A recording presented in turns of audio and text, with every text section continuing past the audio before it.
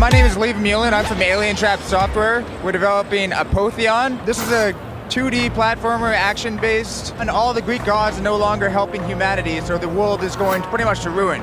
So what you see here right now is Earth after the gods have left. And you're a guy in the village that needs to help his village by reclaiming the power of the gods, which is the title of the word Apotheon, which means to become a god. So the story is you pretty much go through the gods, you have to claim their power and reclaim it back for humanity.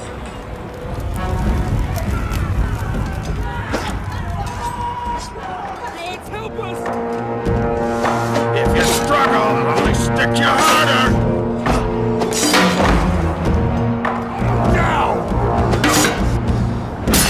We've been developing it for about a year and a half, and we're thinking of a release before Christmas, maybe September, on Steam for Windows, and soon after that for Linux and Mac. This is Delver's Drop. It's a 2D action RPG that's going to be for PC, Mac, Linux, iOS, Android, and Ouya. We're trying to kind of bring back the 16-bit era action RPG style, but add a lot of elements, so from roguelikes and other traditional RPGs. So we're going to have multiple character classes that you can level up individually, and randomized dungeons. So kind of a Zelda style where you have a continuous dungeon, but the layout's actually been randomized. You'll have puzzles, bosses, everything you expect from that type of game. But anytime you die, you can actually jump down to that previous level. So it's kind of a forgiving form of permadeath where you lose whatever items you were holding, but you can continue from that last point. Except the dungeons are re-randomized, and there's also an undead version of your previous character trying to kill you.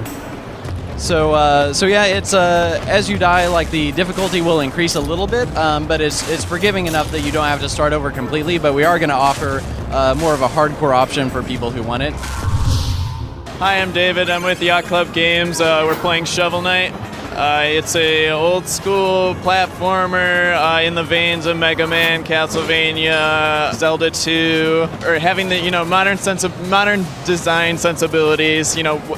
Putting in what we've learned from the last 20 years. And we're talking, what if we made a whole game out of the down stab mechanic from Zelda 2? We all really love that, but we also we want to slash people. And we're all really into Minecraft lately, and we're really into digging, right? Oh, a shovel, of course. What else would you use? And then a knight with a shovel is just, it's hilarious, right? That was really where it came from. It's from the gameplay. It was born out of gameplay. We have a Kickstarter. It's got 20 days left. We're about 2/3 funded.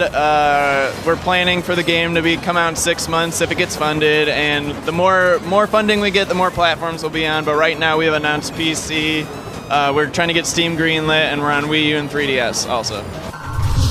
This Swapper is a puzzle platformer that takes place mostly on Space Station, and everything you see in this game is made out of clay and other real objects. So we have photographed everything you see in the game and then just put it through some magic and to the game engine.